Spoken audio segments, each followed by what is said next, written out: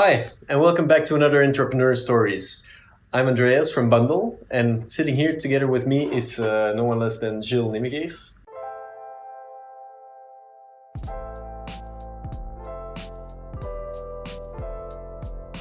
Welcome, Gil. Thanks. Gil and I, we got to meet, how exactly? It was Yeah, that's a good question, actually. via. In the end, we just ended up at Yeah. the studio Indeed, yeah. of Belfius. Maybe it's good for you to explain what the studio exactly is. Yeah, so actually the studio is a subsidiary of Belfius, 100% owned by Belfius, with a goal to diversify the income stream, so the revenues for Belfius, with stuff that's not directly related to the core, but can be built on top of the assets that Belfius already has. So for example, the Belfius mobile application is a really good application. And of course, No bias. Yeah. And of course, other banks could be interested in also delivering that same user experience to their end clients. And so actually we thought about, can we maybe package this application into a white labeled application so we can offer this as a service B2B to companies, so other banks abroad, of course, because you don't want to create internal in your own country the competitors. But another example is Bright Night, for example. That's a company that is also started from the studio, which is focused on robotics process automation. It's something we already do inside Belfius to optimize backend processes and to really help people with repetitive tasks. And that's something other companies can, of course, also be interested in. And so that's a service agency that is helping other companies to implement robotics process automation. So these are two examples of companies that are born. Creation of your own service provider. Then, yeah. So that's also an example. And a third example is Pengo, which we released recently, which is a peer-to-peer payment solution on Facebook Messenger at the moment. So really focusing on integrating in existing channels to facilitate peer-to-peer payments, payment requests mainly. And that's also something we're offering to a broad range of people. So not only the Belfius clients, but really a separate product launched for all Belgian citizens, if you will. And because you were also, let's say, at the beginning of the studio. Yeah. Indeed. And how do you see it now, since you were at the cradle? How do you see this entity as a company?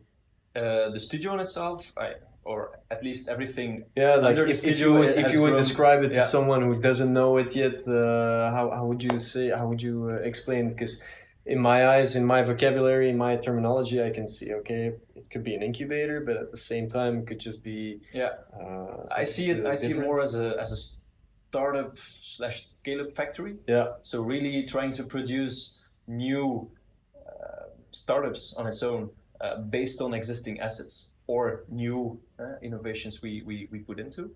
And of course, since 1 year and a half, it has grown already a lot in people already, because Bright Night is growing really well, and it's under the studio. So we're all together here in this same space, and we have also this cross, we help each other. The cross pollination. Yeah, indeed. So that's very interesting to see how fast actually a startup can grow inside a corporate environment, if you want. Whereas maybe otherwise it would take some more time to go from 1 to 2 to 3 to 4 people. And now I think we're already at 20 people here all together. So it's an interesting environment where there's a lot of things going on. Yeah. And so I see on the door while coming in, I saw indeed a fintech company.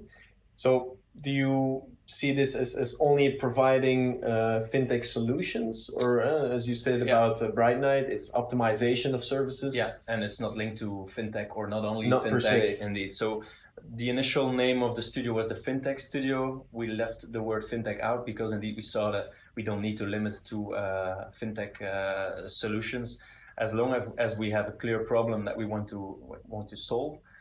We think we can have an added value there. We can set up a company around that it makes sense to do that, especially if we have that same problem or maybe that same experience already within the bank, that we can spin it out as a separate company and launch it on their own.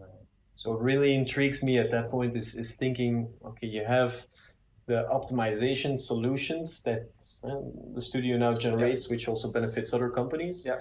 But to what extent do you make a split, let's say coming from Belfius, coming from the mothership, saying, okay, we need this process optimized. Yeah. When we say, okay, we're going to do this solely within the corporation, or we're going to spin this off into maybe a new company? There's not a clear way to say this or that. It's not because we're doing stuff in the studio and we're innovating that the bank on itself is not innovating. Totally the opposite, because Belfius puts a lot of effort into innovation. But in the studio itself, we have our innovation lab, which is dedicated to finding these new assets that we have in Belfius, or that we can maybe bring to the market because we see a potential problem. And then in an agile way, so we really try to quickly test these assumptions inside the studio. And if we at a certain moment think that it needs to be spun in again in Belfius, it can be the case. But if it can live as a separate company, which is fully owned by Belfius, it's also a solution. So there's really, depending from case to case, what we're doing there. Yeah. And those influences, where would you say that these come from? Because I can imagine, of course, you submerge yourself in billion processes now. It's probably a bit ambitious, but you get at least to a point where you even dive into completely new industries and non-financially related. What we see is that we did some roadshows also internally in Belfius, and that different departments actually come to us and tell us about a problem or tell us about a need, and we will help them by doing, for example, the design sprint, and help them from going from their problem, their challenge, really towards a solution. And then maybe it's a solution they will implement in their process, or maybe it's something we see as an asset that we think, okay, maybe this is not the only place where they have that problem. They can maybe have it in other companies too. So we should create a separate company out of that, and then create a new instance and really test these new assumptions and try to validate this new startup on the market. Actually. Yeah. So, but it's great to see that colleagues are really thinking together with us and coming up with ideas, because these are the subject matter experts. They're working in that specific domain. We don't have that knowledge about, for example, leasing or specific loans. That's really core. And so they come up with a specific problem, and we can help them innovating on that problem. So really having a nice leveraging one another's expertise. Yeah, that's for sure. Because did you actually start as well at the bank first at Belfius? So I started. Actually, I worked there for 2.5 years in the mobile development team. So the team that is creating the mobile application. Really interesting environment, inspiring environment, and also a fast-paced environment. So actually, we're also releasing a lot at the time. Still innovating a lot, but then after 2.5 years, I found this new challenge in the studio where we could definitely work on these new startups, on these new ventures, which is also interesting, of course. And it helps actually to have these contacts inside the bank to directly check with some people if you need anything, or for example, if you need some legal advice, or if you want to know if there is an API for that, or if you want to get an API and roadmap. So these kind of linking points inside the company really help to get faster towards your end goal. Yeah, indeed. But it's always trying to find a balance between what can we do with our existing assets, also depending, of course, on the roadmap of because a corporate has a more structured roadmap and a structured way of working, and it's not like, okay, we have this idea, we can do it tomorrow. It needs to be planned. So it's finding the balance between that and having risk all aversity flexibility. is quite elevated when established structures, for sure. So, but that's the cool part is indeed having seen both sides, so both the corporate and then the intrapreneurship part. Yeah, and to that extent, like were you also in the strategic setup of the place in terms of how are we going to shape this? How are we going to put this together? Well, actually, if you're there from the start, you always have you're involved in the process, of course. The strategic part of setting up the studio and what it should be, so the generating revenue, diversifying this revenue stream for Belfius. This was already the key concept, which was initiated by our COO Olivier Onclin. So it's actually it's a project that was built from an idea also. And so they put it into practice around a few pillars: robotics, mobile, and Internet of Things. And so the two that were born together with the studio was Bright Night and Spencer. But of course you have things that go really well and things that go less. Not every startup is guaranteed to success. Of course, you need to, when you set it up, you need to test some assumptions. Setting those assumptions up, testing them and killing them as soon as possible. Well, and so we see with Bright Night that it's a great success and it's evolving quickly. With Spencer, we had some more difficult challenges. White labeling your mobile application and selling it to another bank. It's not something you do in 1 to 3. And of course, you have big assumptions there. That you have to validate. I'm trying to imagine that maybe at some point you wanted to keep some trump cards on the side as well within that application. Like, okay, we have a good application, let's white label it. So that means like taking out some of the good features. Is that part of it? No, not that, because Belfius on itself has a clear focus on Belgium. So that's a nice value proposition, a pure Belgium bank. But Spencer was focused on other countries, so there was no that we would even put more features in it to make it even more better. But it's not that we will get features out. Just don't create another competitor. But you see that you have some assumptions you want to test, of course, and you have in this case certainly also the sales first strategy to go to companies, to go to other banks, to other providers that are interested in delivering a nice experience with their application to their clients, and you have to see if they're interested in this kind of solutions, and so that's actually the approach we took. So the sales first approach to check, okay, is there actually a product market fit for this kind of solution? And so we saw after a year and a half maybe that Spencer, maybe we could reorient a bit towards our peer-to-peer payment solutions that we now are that we get released with Pango, and so I think we will merge there towards a nice end for Spencer there. Yeah. Okay. And so you mentioned there was Bright Night, there was Pango, there was Spencer. Yeah. I'm guessing there are a couple more in the pipeline right now in for development phases. To what extent do you see your part in those roles? Because obviously we've talked about it in different interviews already, saying that okay, you from the start, like Peter de Wil from Bipo said, from the start we had somebody who was more general management minded, whereas then you have a more commercial person, and then more an operations person, and also a technical person. So where do you see yourself fitting in there, and to what is in your opinion like the perfect team to that extent? Because I started in the studio as what's in the name, an innovation manager. So really quite broad. Really focused on trying to find these new solutions to problems that exist in the market. But if you're a small team, you have to do more than that, of course, and you're flexible. But from the innovation lab perspective, of course, if you focus then on a specific problem, you cannot focus anymore on the innovation management. So that was a leak there, which we are aware of, and so that's what we're also trying to replace. So after the process of setting up Pango, we returned back to the innovation lab and are already building our new side startups on top of Pango, new side features, new side business models on top of Pango.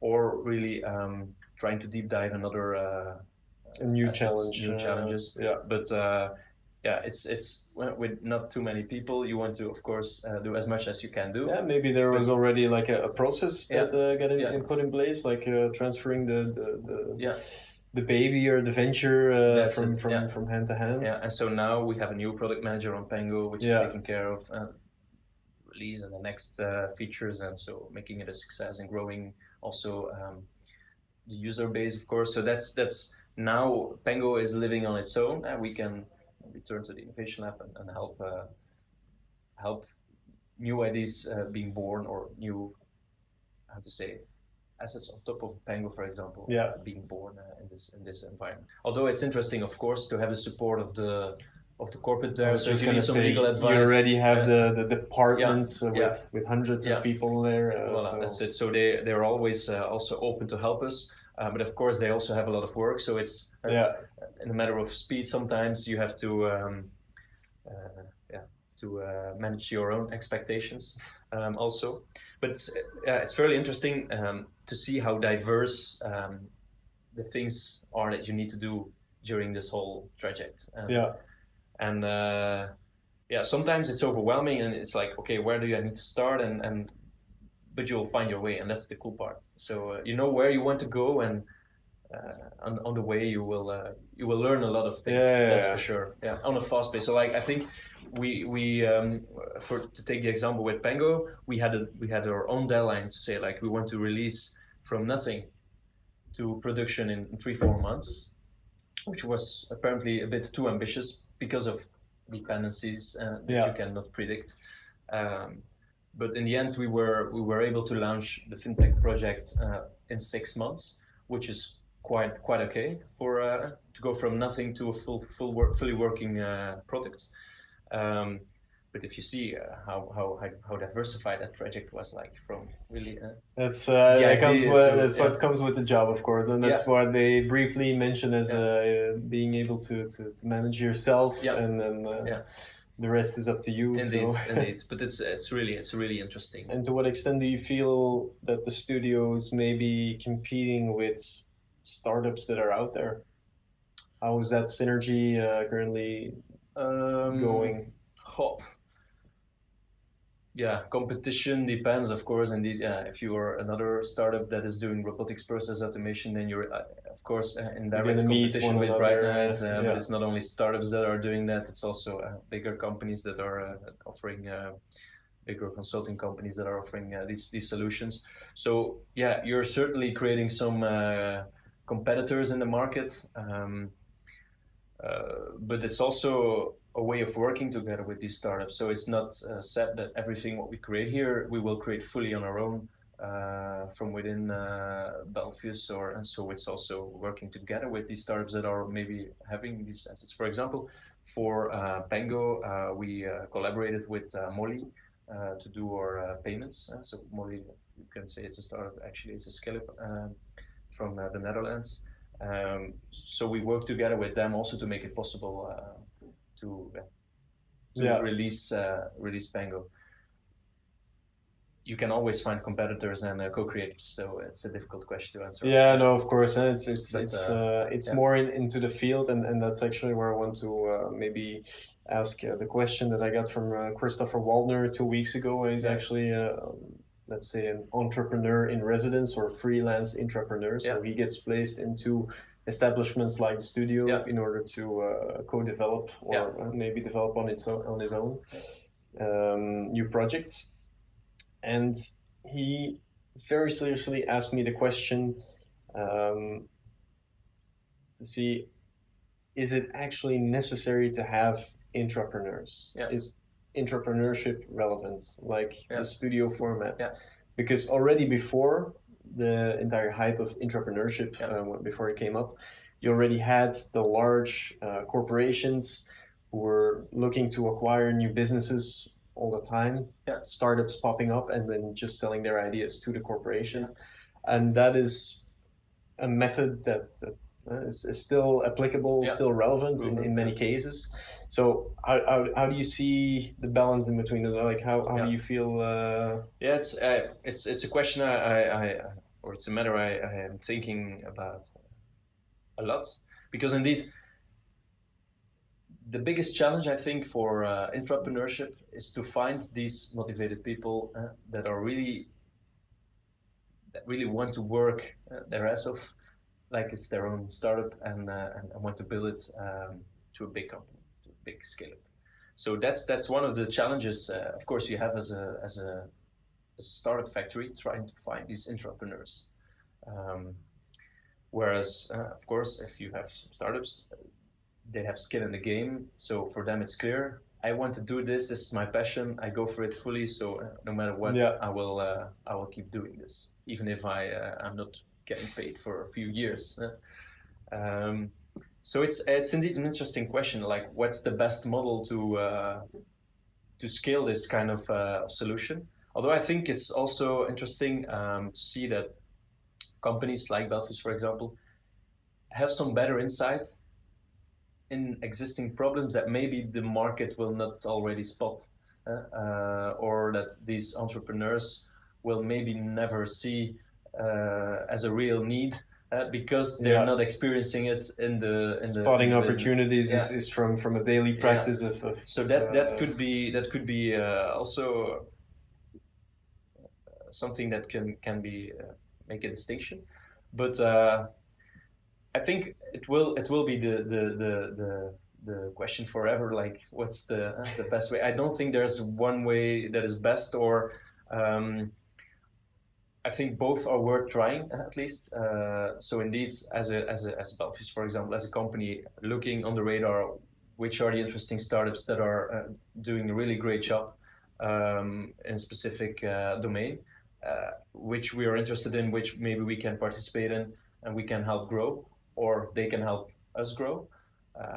But on the other hand, you can also try to launch your own solutions that you think that maybe another startup will not do, or that you think you can do better because of the assets you have and the insights and market you have. So it's clearly the assets are a big advantage in that case. I think there's an advantage. Although I'm also convinced that assets is one thing, but people is really important here in this specific in the startup. It's also a topic that we discussed and that we hit on hard with Christopher was saying, okay, how do you motivate these people? How should they be triggered, incentivized? And even there he mentioned, like, okay, if you truly want to have the best people, then these people don't even look at the compensation, because the actual entrepreneurs will do it for themselves, and in the end, in the beginning, do it without any payments. So let alone set out some bonuses up front. Yeah, and they will go full-fledged. They will go to work every night until 2:00, for example, even if they don't they will get paid, just because they're so passionate and motivated to do it. So that's indeed the biggest challenge, to try to find these entrepreneurial people that have that kind of same mindset, maybe a bit more risk averse. I don't know what the best recipe is to find these people. But I think it can definitely create this kind of entrepreneurship environments, but it's a challenge, certainly is. I definitely like to see entrepreneurs as being a special type of people. I always crack up with the people who have their own way, their own vision, and they just go for it. They even make their way through the crowd and just say like, "Oh, I got the best plan here." Indeed, yeah. And so looking back at your own, it's still my favorite question in this whole entire show. It's like looking back at your track records, at the studio, at all the projects that you worked in and with, like what would be some of your key learnings so far? And then I'm not only talking about a specific project, but just in general. That's a tough question, but yeah, there are actually a lot of learnings. So what I really found interesting actually is that I started in a corporate environment, but in a department that was working already in some kind of an agile way, so the mobile department. And actually there I learned a lot of how to work in some kind of an in-between between agile and waterfall structure to get things done as fast as possible in an environment where you need to talk to a lot of people. because everyone has his own expertise, his own job. You have communications, you have marketing, you have product development, you have business, you have these different points of perspective. And they all have something to say there. So that's actually one of the biggest challenges, taking the opinion of all these different stakeholders into account. I started there as an analyst, and actually there you need to also bring the best possible solution, taking these different opinions into account. But it was interesting to start in such an environment, and then to move from such an environment to an environment that is more like a startup environment, where you have less people to interact with. You have more. You can decide more on your own with your own team, and you have more, I say, a broader range of skill sets that you need. So, for example, even sometimes copywriting you need to do on your own. So, to see that change from a corporate environment really to an intrapreneurship startup mentality is something that is really interesting. And then, of course, since you're still in the corporate innovation, of course, you quickly get used to the flexibility of the startup, but you also have to be aware that you're still in a corporate environment. So you have to always find the balance between these two worlds. So that's something, it's difficult to explain, but it's something to have experienced. It's something really interesting. I can imagine, because you mentioned that you gotta get everyone's opinion, and then you somehow gotta find a red thread in or one stream that connects all the dots. And something I think I've learned there is that it's really interesting that you can have the flexibility and the freedom inside a corporate environment, that you can have the freedom to experiment. And then after your few weeks, for example, of experimentation, you can bring a clear message like, this is what we've learned, this is what we would like to do, and this is what we think we can bring as added value to the markets, without it being already a project from day one. I sometimes have the feeling that from the moment something becomes a project inside a corporate environment, all eyes are on the project, and everyone needs to be involved. As where maybe with a small core team, you could already eliminate some assumptions, because in the end you have to test them with the users, and the opinions of the bystanders actually don't matter. So you can already eliminate some assumptions, go towards a more polished thing, and then make a project out of it. And so that's for me the biggest difference between what is in a corporate environment. Sometimes it's from, okay, we see that we need to build this feature, so we start a project to build this feature, and it will be built. As where here it's more like, okay, let's not see this as a feature, let's see this as a challenge or an assumption. Let's test this assumption, and maybe we will not implement it. We will maybe implement a pivot on that assumption. And so it's not really called a project. And that feeling I have is something really valuable that could be also implemented inside it feels like getting a stamp of approval from let's say 3 experienced managers. Immediately brings the pressure of calling it a project, whereas otherwise you get the free roaming and going in the direction of towards a solution instead of do we really need to build this. And so I think there could be interesting to just give some, I don't know, 2 weeks of assumption testing of that feature, and then already having something like a prototype, which is then, as from that point, if it's interested, maybe a project. So these are things that can be also implemented in corporate environment, and actually it's something a startup is doing all the time. So that's a bit the difference also in speed. The feeling I have in speed. Okay. But maybe a good growth hack for you would be whatever question you have, you could ask our next intrapreneur, who's actually Seppe van Sever at EDF Luminus, so he's not too far away from here. I would be interested in, for example, asking the question why someone would pick intrapreneurship, for example, versus entrepreneurship, why he would choose the path to become an intrapreneur. Is it because of a safe environment? Is it because of you like to work in more corporate environment? So I'm really interested in the vision on that distinction between these two. To benchmark it with your own decision. For example, yeah. All right, no, definitely a good question. 2 weeks from now, we'll be sitting together with Seppe van Sever, as I mentioned. Yeah. So I'm actually very curious to see what he has to say to it as well. So to that extent, Gil, I want to thank you for the lovely conversation, for the lovely accommodation at the studio. No problem. It's a beautiful place, so definitely come and check it out.